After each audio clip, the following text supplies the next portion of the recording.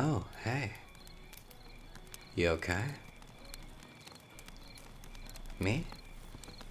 I'm fine. I just wanted to take a break from the party. I'm, kind of an introvert, you know? I can't really be that social for that long.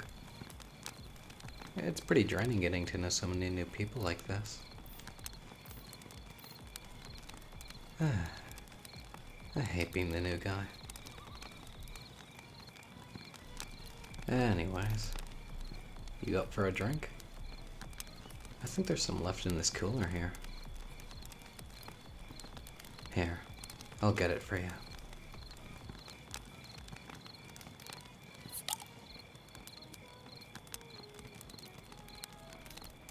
I've only had one myself so far. Just to be social, you know? You never want to be the only one who isn't drinking. To be honest though, I'm not really into this kind of thing. Parties in the middle of nowhere. I get it's typical teenage rebellion, but it's just not for me.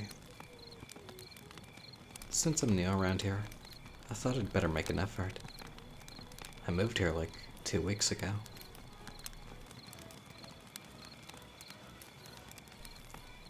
I really don't talk this much usually.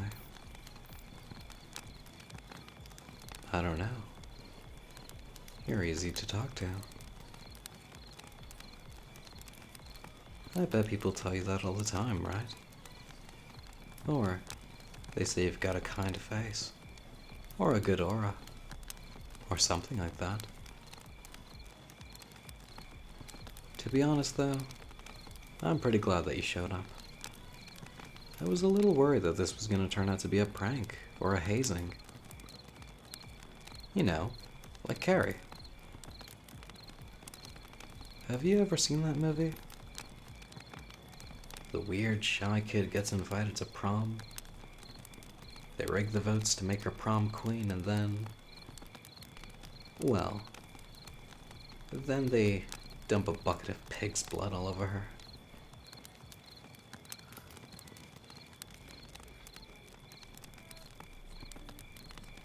To be fair, I think the other kids had a night as bad as Carrie ended up having. And hey, nobody's balanced a bucket of blood in the tree branches or anything. As far as I can tell anyway. Though, considering where we are, hazing is probably the last thing we should be worried about. I definitely wouldn't have organized a party here. Not after all the things that have happened here. Feels a bit like tempting fate, you know?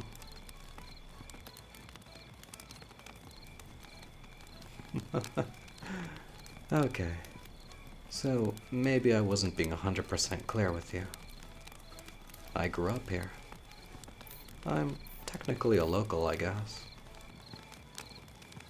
I know all the rumors and the dirty little secrets. The stuff the tourist board don't want you to know about.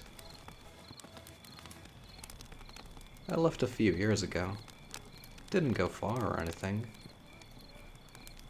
But then, you know, life works in weird ways, and I eventually found my way back here in my hometown. Anyways, I'm getting off track. You're not here to listen to my history. We were talking about the history of the forest, right?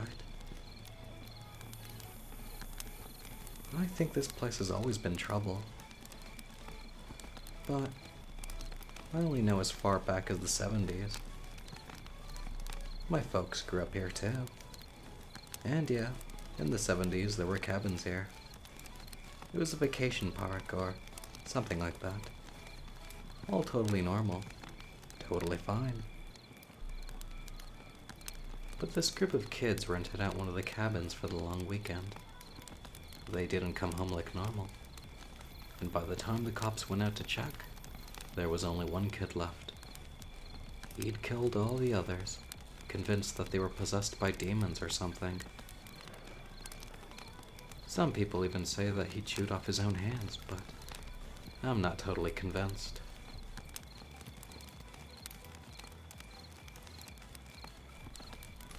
Yeah, gross, right? So, they tore down all the cabins. After that day, nobody wanted to stay in them anymore, and the kid who survived was never the same.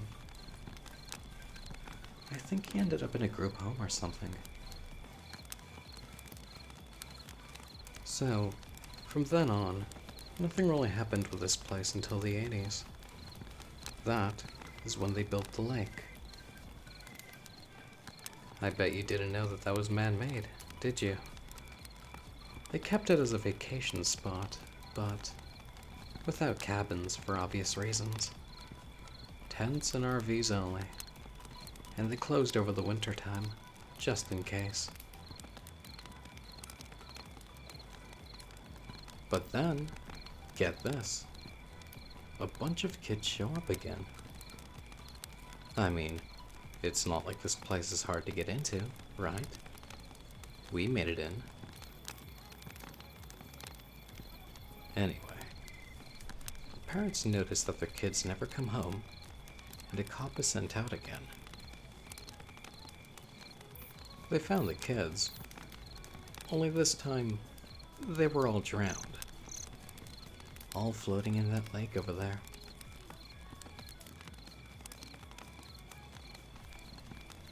See, the weird thing is, they all had bruises, like someone had held them under the water. Well, that's the rumor anyway. Like, all those kids actually died. They're all at the local cemetery. But I'm not too sure about the bruises, though. It could be true. But if it was, who killed them? And why?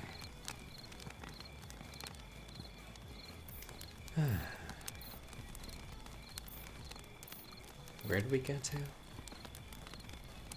Ah, yeah, the 90s. Cool. Flannel shirts and grunge.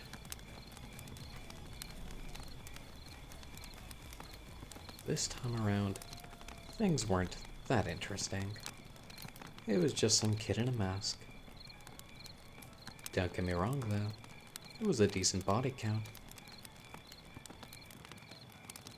Teenagers again, partying.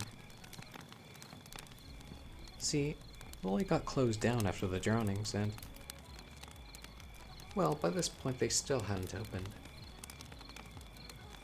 The people who owned the forest gave up on making it a vacation spot and just left it as wildlife. Made it even harder to find all the bodies once the police realized what was happening. The weird thing is, though, it depends who you talk to. Some people say they got the kid in the mask, and some people say they definitely didn't, and that he's still out there somewhere. You'd be able to spot him, though. One of the girls at the party got away. She managed to scar him up pretty good. Burns, I think. Not sure. Anyway, the town just blamed it on the new generation being desensitized to violence and moved on.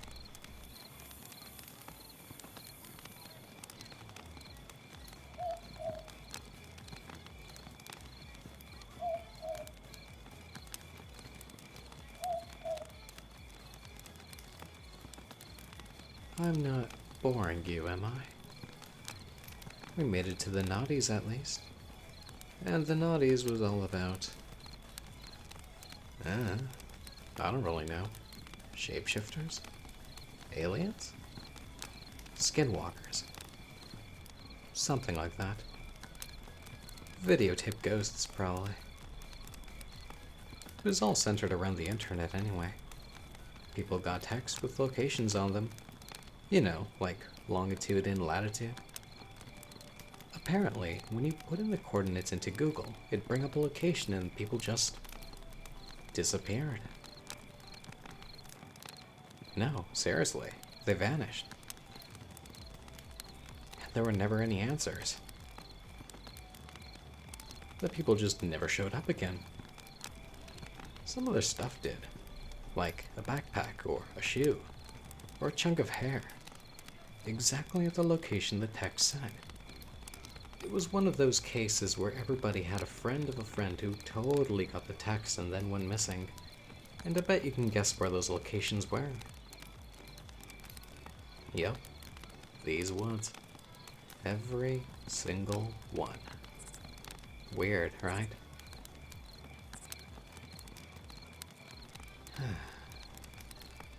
So, 2010s.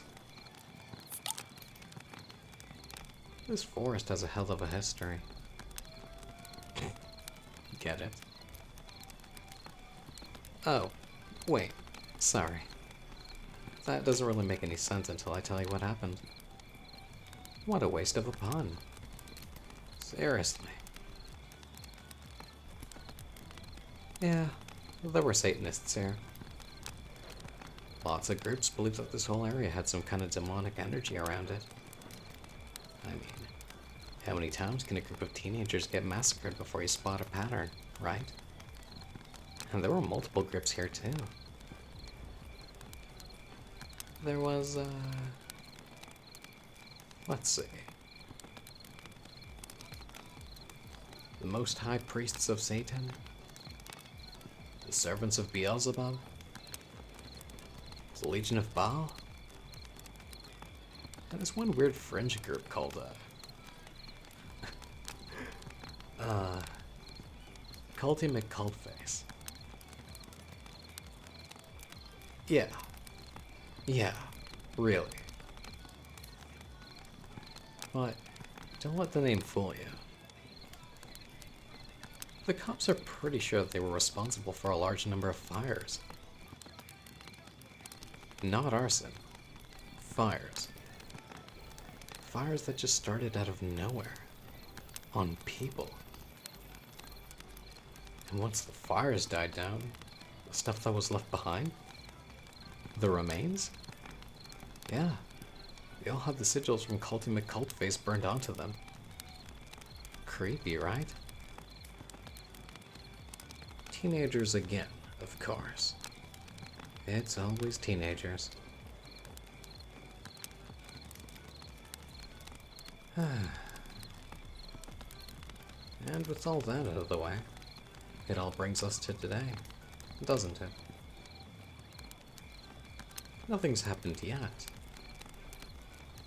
Except... well, I don't want to scare you. All of these stories, they're probably just stories. There's a little grain of truth here and there, but come on. Demon possessions? Cults? Internet ghosts? It's not real.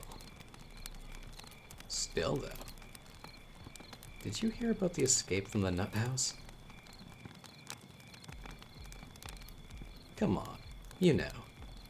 The secure unit. For the criminally insane? Seriously, how do you not know about this? It's the massive building on the other side of the lake. Yeah, once the forest was no good for, like, social stuff, the owner sold it to the government and they put a secure unit in there. Really intense stuff.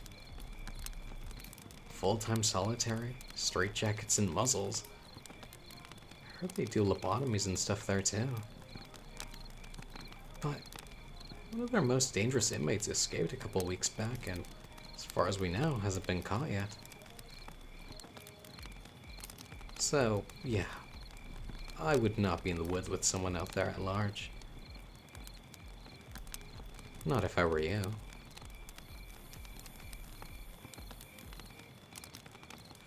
Anyway, I've, really enjoyed talking to you. You're good company. Seriously. So, I'll do you a favor, okay? You start running now, and I'll leave you until last. If I can catch you. No, really. You should probably get going. I know there's a lot of people here, but I work very quickly. And secure unit orderlies are more of a challenge than partying teenagers.